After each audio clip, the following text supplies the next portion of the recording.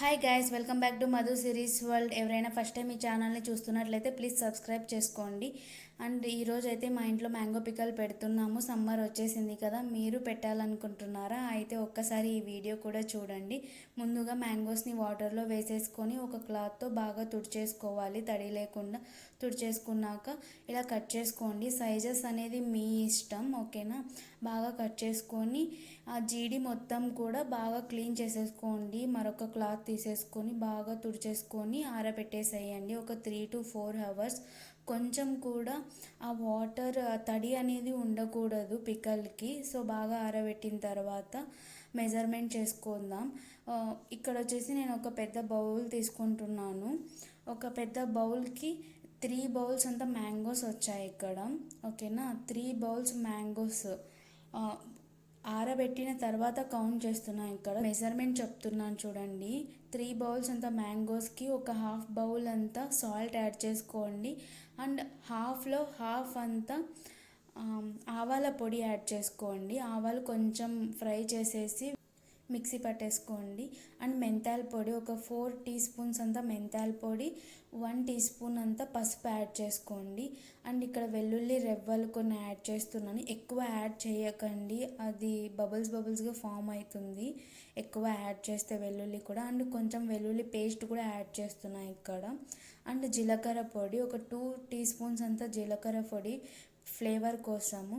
And 3 cups అంతా mangoes ఉంటే half cup అంతా రెడ్ చిల్లీ పౌడర్ యాడ్ చేస్తున్నాం. మీ స్పైసీని బట్టి యాడ్ చేసుకోండి. హాఫ్ నుంచి 1 వరకు కూడా యాడ్ చేసుకుంటారు.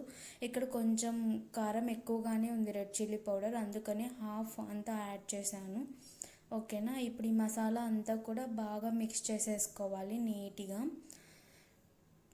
సాల్ట్ ఒక దగ్గర అండ్ మసాలా ఒక దగ్గర ఉండకుండా బాగా నీట్గా మిక్స్ చేసేసుకోవాలి. ఇక్కడ వచ్చేసి పల్లీల నూనె యూస్ చేస్తున్నాం మేము. పల్లీల నూనె బాగుంటుంది మ్యాంగోస్కి. కొంతమంది మస్టర్డ్ ఆయిల్ కూడా యూస్ చేస్తారు, కానీ ఆ స్మెల్ ఎందుకో మాకు పడదు.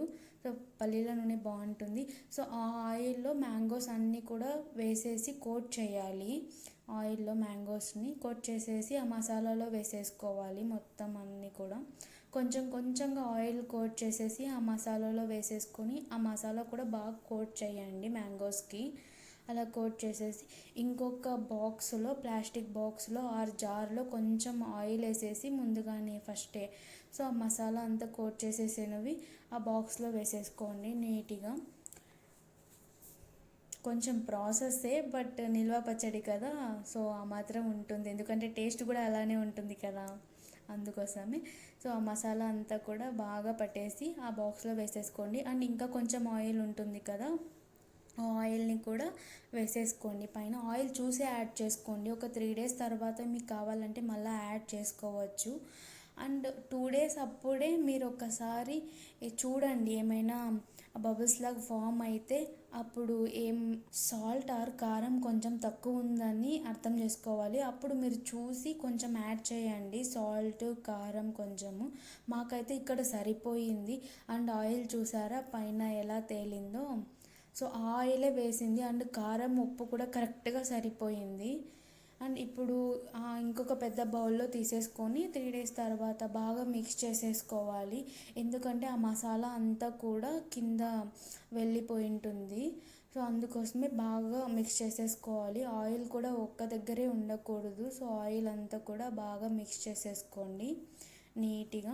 మిక్స్ చేసేసుకొని మళ్ళీ ఒక ప్లాస్టిక్ బాక్స్లోన లేదా జార్లోన తీసేసుకొని ఫ్రిడ్జ్లో పెట్టేసుకోండి, ఎందుకంటే ఆ ముక్క బాగా గట్టిగా ఉంటుంది తినడానికి చాలా ఇయర్స్ ఫ్రిడ్జ్లో పెట్టేసుకుంటే. అండ్ మా అమ్మ అయితే ఇక్కడ రెడీగా పెట్టేసింది రైస్, వైట్ రైస్, ఇది ఎవ్రీ ఇయర్ జరిగేదే. సో వేసేసుకొని ఇలా లాస్ట్కి ఆ ఊరగాయనంతా కలిపేసి పెట్టేస్తుంటుంది.